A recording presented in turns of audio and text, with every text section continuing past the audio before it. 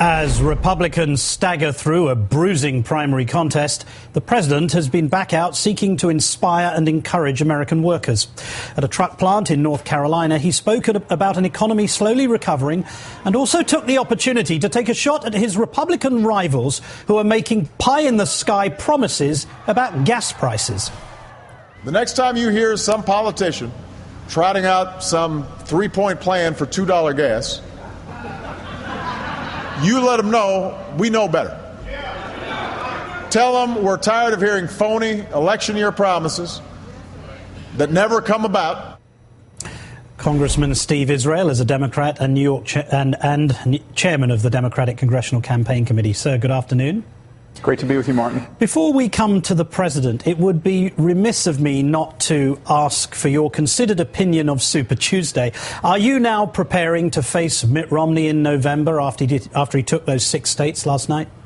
Well, we're preparing to face Republicans throughout this country running for the House of Representatives. We're preparing to face whatever Republican emerges.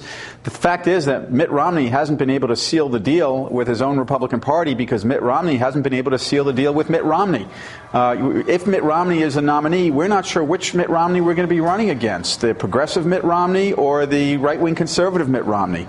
Whoever the Republicans put up, we will be prepared to run against, and we're going to be fighting for our values, our fight for the middle class, our fight to protect Medicare, our fight for a good comprehensive energy policy in this country, and I'm confident that we'll do well. Regarding the president's remarks about gas prices, Senate Minority Leader Mitch McConnell took to the Senate floor today and flat out blamed the president for high gas prices. Now, I know that Mr. McConnell would accuse the president of being responsible for the collapse of the Ottoman Empire as well. But what is your reaction to that?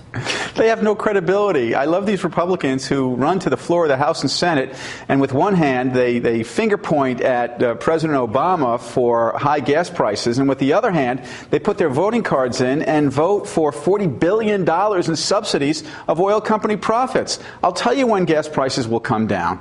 When Republicans quit devoting their lives to protecting oil company profits. When they put the middle class ahead of oil company executives, then maybe we have a shot at bringing oil prices down in this country.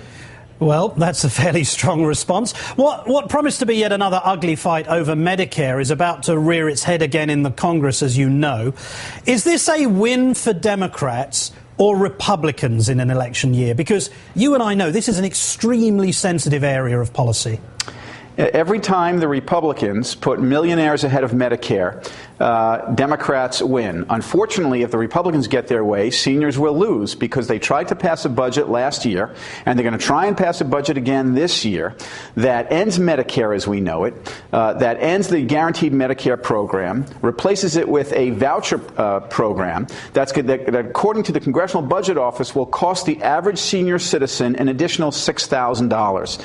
So I don't know what it is about Medicare that the Republicans do not like. I do know that they have been devoted and dedicated since the Ryan budget came out a year ago, and you will see a reprise of it in just a couple of weeks to putting millionaires and oil companies ahead of seniors and Medicare. And anytime we can talk about that contrast and remind the American people that we're fighting to protect Medicare while Republicans are fighting to end Medicare in order to protect millionaires, we win the debate. Okay. Finally, and if I can just get you back to gas again, Newt Gingrich reckons that he can bring down gas prices to $2.50 a gallon.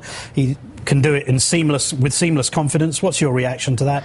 Well, where was he when he was a Speaker of the House? What happened to gas prices? He was too busy cheating on his wife. How dare you ask questions about his performance in the House? Forgive me. He was too busy.